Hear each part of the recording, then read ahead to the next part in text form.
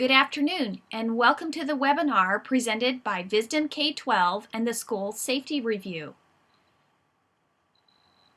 Our topic today is Working with the Media in a Crisis, presented by David Albert of the New York State School Board Association. I'd like to introduce David. David has more than 25 years of professional experience working in communications. He has served in the top communication roles as a public school district in Albany, New York, a global biotechnical company, and a statewide trade association. Currently, he serves as the Director of Communications, Marketing, and Research at the New York State School Board Association. Welcome, David. Thank you, Karen. I hope everybody can hear me, and I want to thank everybody for taking time to attend today, and we will go through the presentation and try and leave some room for questions, as Karen said. Let me start off by saying that I have, unfortunately, experienced crises in my career, and so I'm going to speak a little bit about some of those experiences today and draw from those experiences as we go through the presentation. And I want to say that really the important thing to know about a crisis is that it can happen to anyone at any time, any place, anywhere, and it happens unexpectedly. And often how you respond to a crisis says as much or more about your organization as perhaps even the crisis itself. So how you respond leaves a lasting impression, and so I think that the topic that we're going to discuss today is very, very important, and hopefully everyone will get something out of it. I'd like to briefly go through the outline for the presentation just to give you the lay of the land for today, and it's very simple. We're going to talk a little bit about what you can do before a crisis to plan, and then what to do in terms of communication during a crisis, when you're in the throes of a crisis. And then we're going to talk a little bit about takeaways, things that I've learned through the years working in various organizations and experiencing crisis firsthand. So I want to start off, first of all, take you back to 1999 when I was working. I know it's a while ago, and yes, I'm that old. But I do want to take you back to October of 1999 when I was working in the city school district in Albany, New York. Albany is the capital of New York State, and the school district there is a fairly large school district. At the time it had about 10,000 students and 21 or 2 school buildings, and a group of second graders from one of our elementary schools were en route to the pumpkin patch, which is about 40 miles west of Albany. It was Halloween time, and they were en route to go out and have a field trip. There were 44 second graders on the bus, 8 adults, and en route the bus collided with a dump truck, and 35 of the passengers were injured, some very seriously injured. And I want to kind of introduce this because this is the headline that appeared in the major daily newspaper the day after the crisis occurred. And just to give you a sense of the magnitude of the crisis, and I will refer to this incident throughout the presentation, but I can tell you that that day when I was called down to the superintendent's office to learn about this, I never obviously expected this. It happened just out of the blue, unexpectedly, and what happened for the next 2, 3, 4 days even was the first time really that I had ever experienced a crisis. And so I'm going to, as I said, refer back to that a little. Let's move forward and talk about what exactly is a crisis, or as I say here, a critical incident. It can happen randomly, as I just said, unexpectedly. You don't know it's coming, but oftentimes at some point most organizations will unfortunately experience a crisis of some kind. It can be an accident or a fire, a violent crime. It could be an intruder on the school grounds. It could be a personnel-related issue, a financial issue. It could be a weather-related issue. We had Superstorm Sandy here about 4 years ago in downstate New York, and that created a crisis situation for many school districts in the downstate region. So again, a crisis can take many different forms. Let's talk a little bit about what you can do before a crisis, and we're really going to focus here on planning because that's the most important thing that you can do, obviously, before a crisis occurs. And again, you don't know when a crisis is going to occur, so you have to assume that at some point your school district is going to experience a crisis, and you should do as much advanced planning as you can. So the first thing that you can do, and we're going to focus on communications here, not on the global crisis management. That's really a whole separate issue.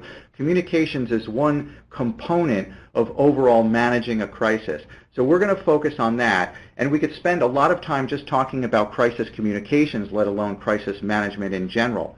But let's turn to communications, and first off, I think it's important for all school districts, just as a matter of course, to have a designated spokesperson. It can be the superintendent, or if you have a public relations person or communications person, public information officer, it can be that person. But there should be a day-to-day spokesperson.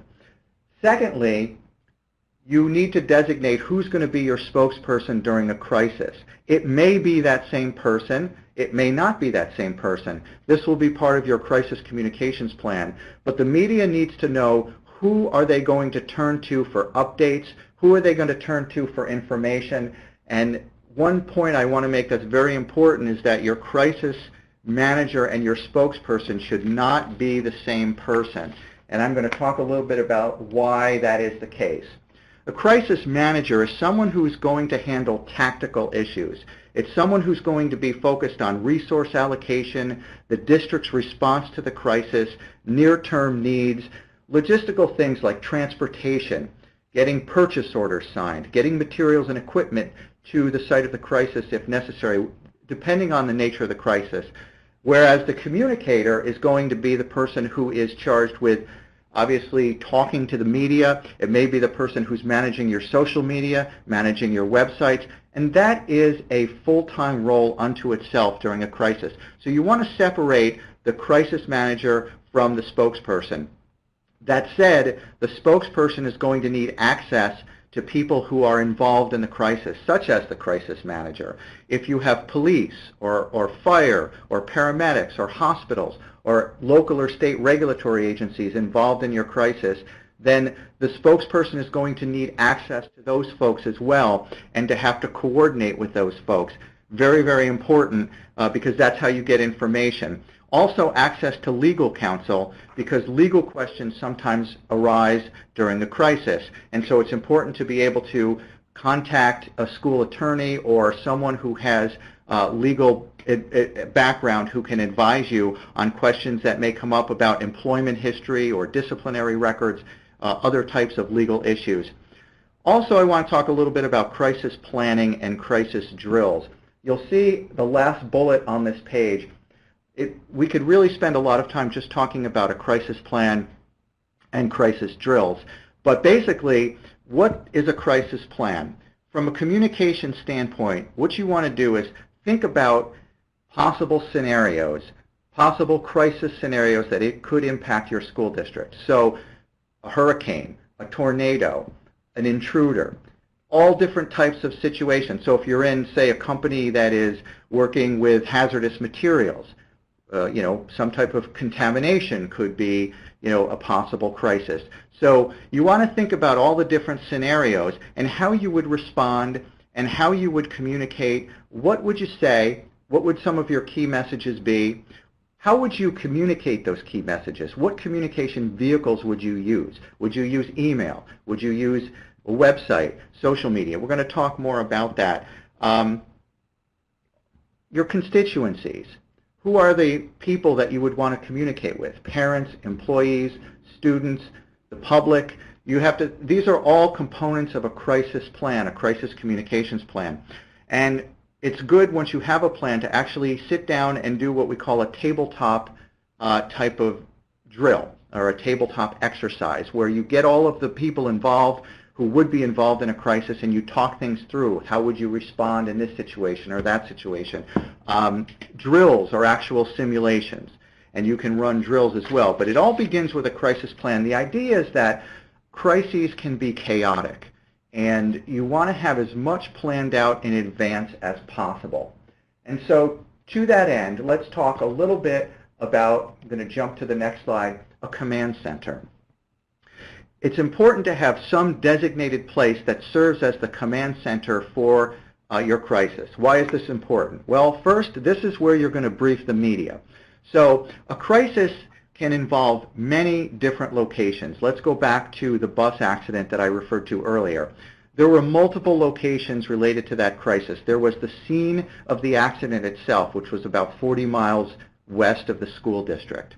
There was the school where the students attended. So media went to that school looking to get comment from people, looking to get footage of the school building. There was the administration center, which is where the superintendent was.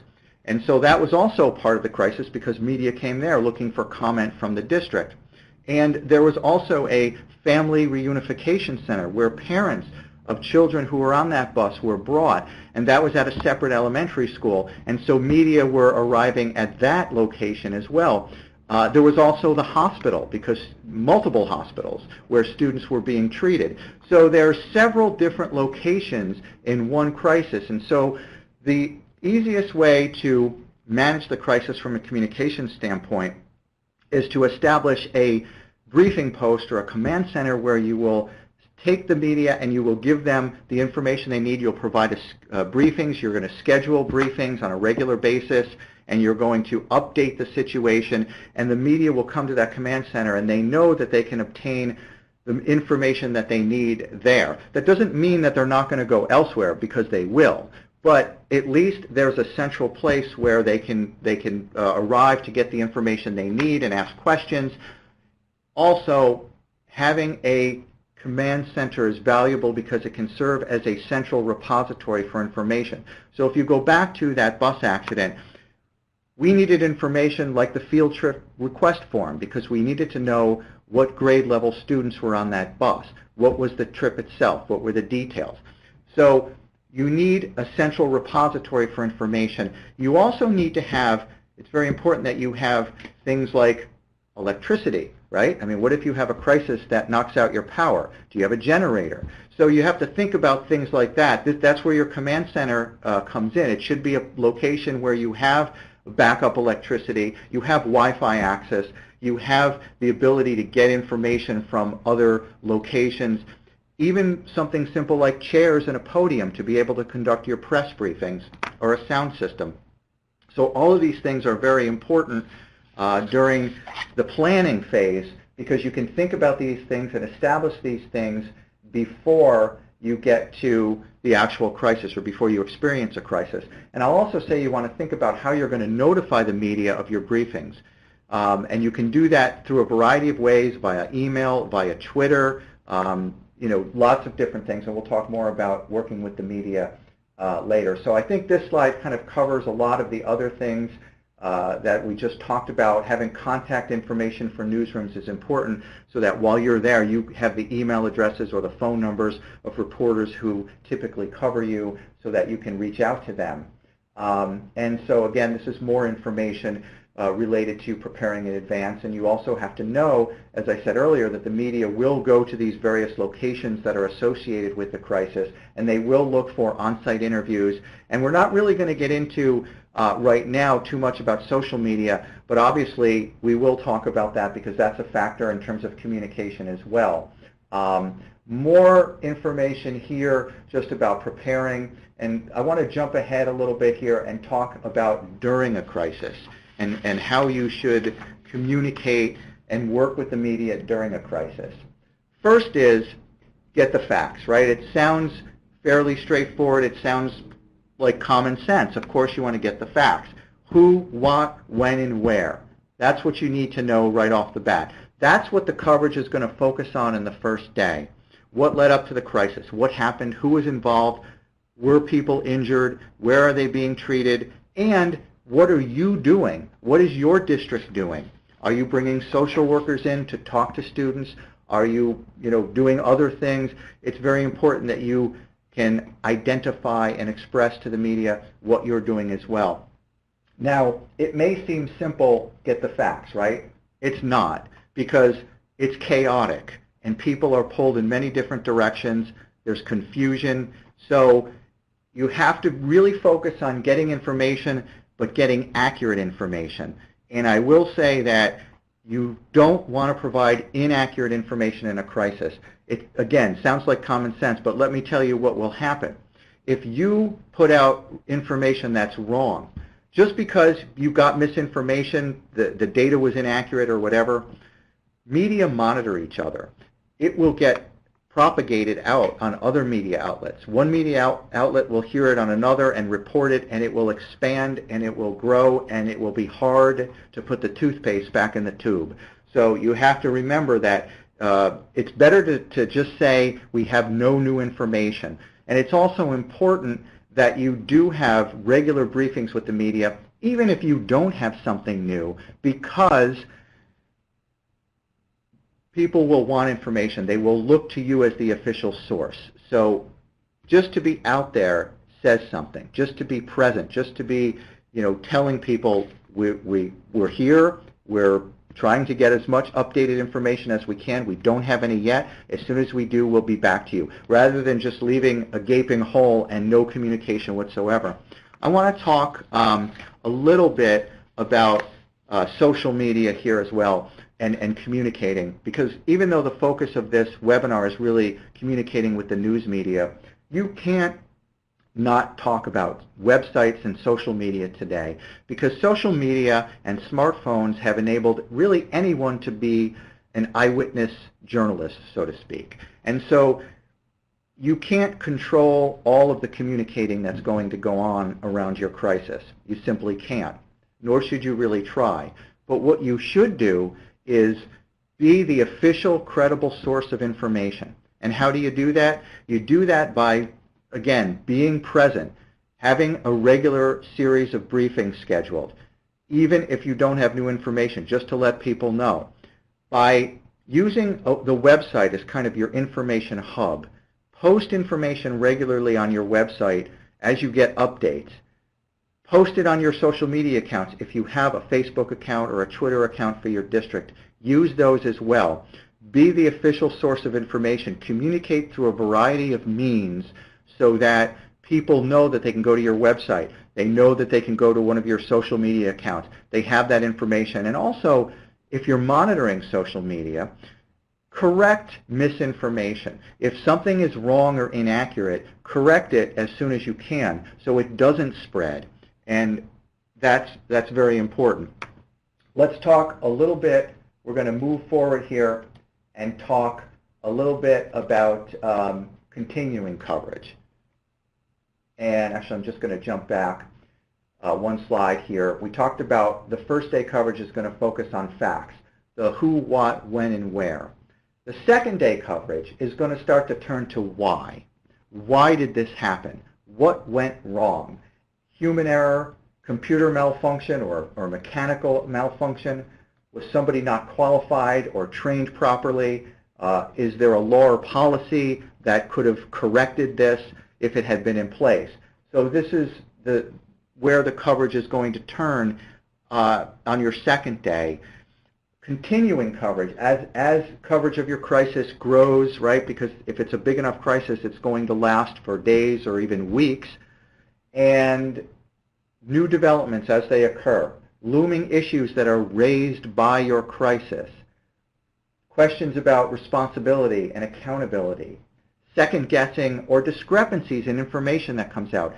The media will focus on these things, and so will people who are monitoring or participating in social media during your crisis. So again, just some sense of what will happen in terms of communication as you experience a crisis. The other thing, again, from a media perspective, and we talked about this, is multiple reporters, sometimes from one media outlet. And again, I don't know the unique situations that each of you are in terms of how big your district is and how many media outlets cover you, but if you're in a large enough area where you have multiple media outlets, you may have a lot of coverage, and if you have a fairly large newspaper or television station, they may send multiple reporters out to cover the event. So for example, if you go back to that bus accident, You may have a crew that goes out to the scene of the accident. You may have a crew that goes to the school itself, and a crew that goes to the hospitals.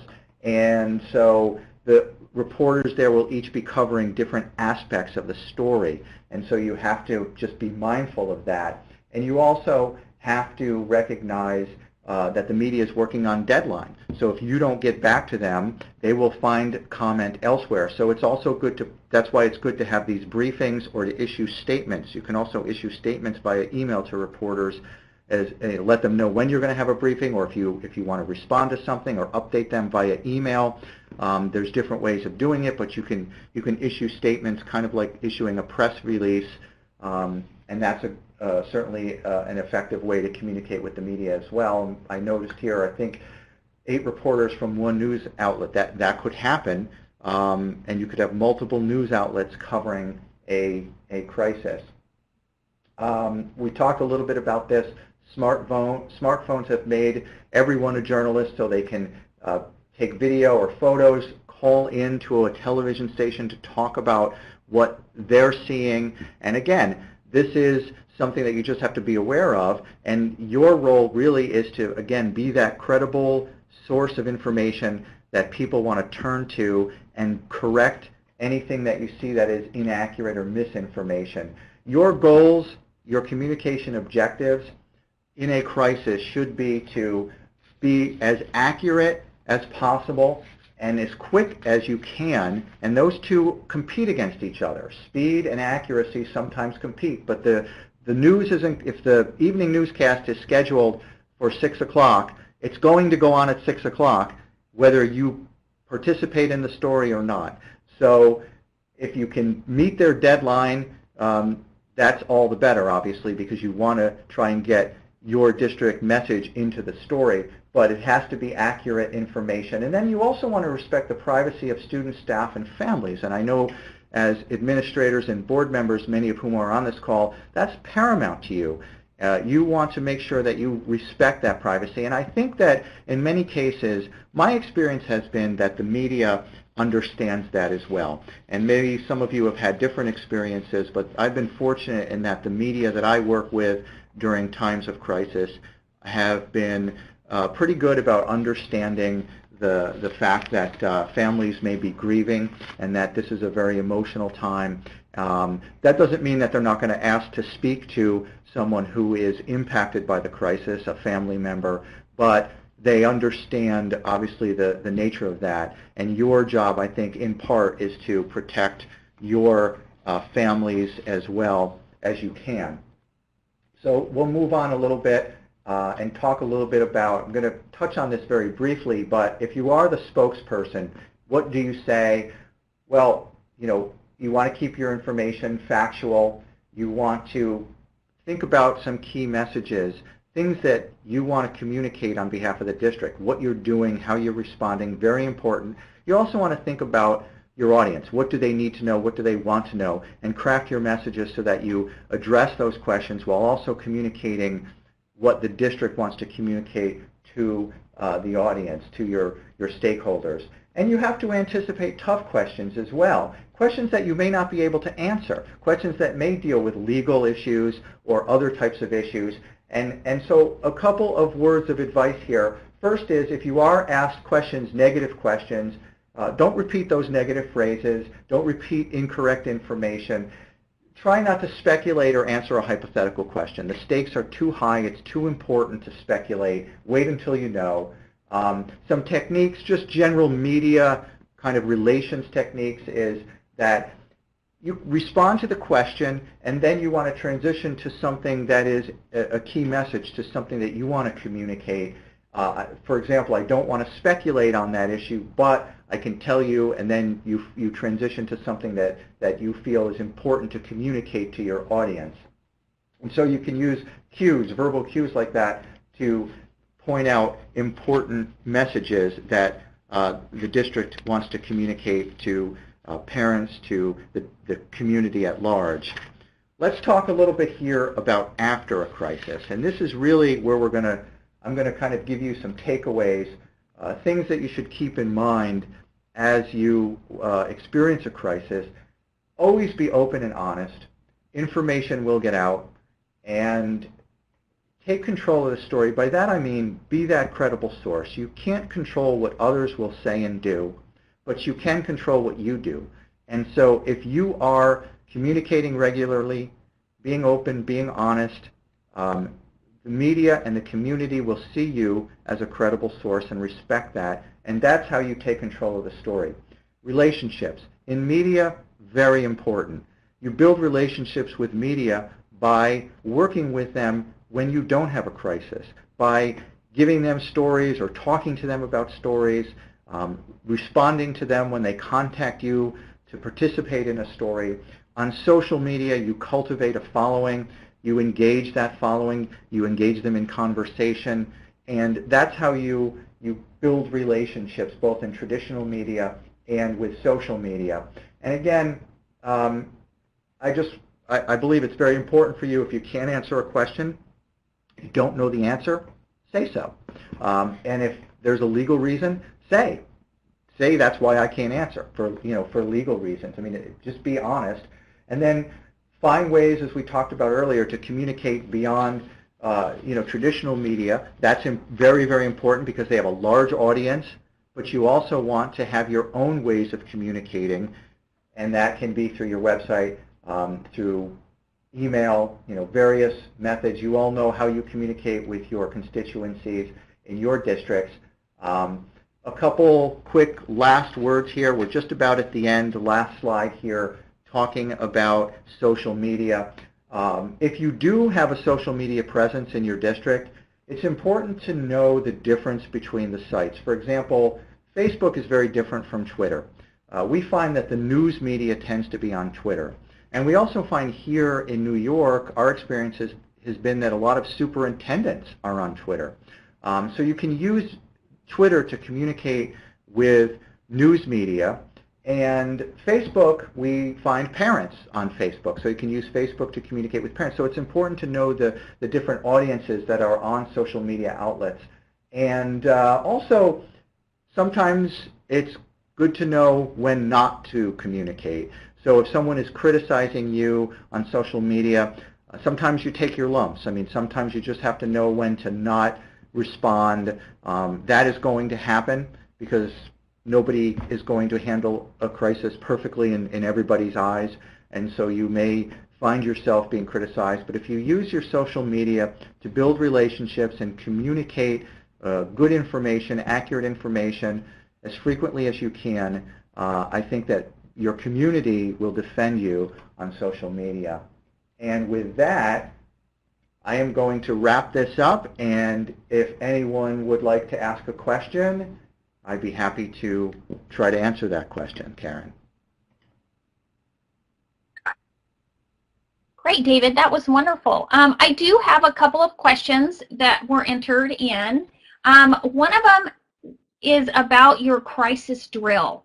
Who should be involved in that? I know from the school district, but who from outside your school district should be involved in that plan, in that drill? Well, I think that's a great question, and I think that if you're going to conduct a drill, again, it's going to probably depend on the scenario. So if you're, if you're conducting a drill around a weather-related event, you'd want to think about, who would need to be involved in that.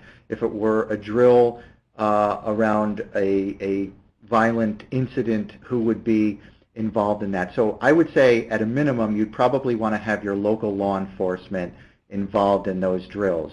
You probably would want to have perhaps the fire department or other community groups that might be involved in the drill. So again, think about the scenario and think about who from outside the district should be involved. But I would say it would be pretty much a given that your local law enforcement would be involved. All right. And how often should I review this communication crisis plan? Well, that's a great question too, and I would say that it's probably good to review your plan at least annually.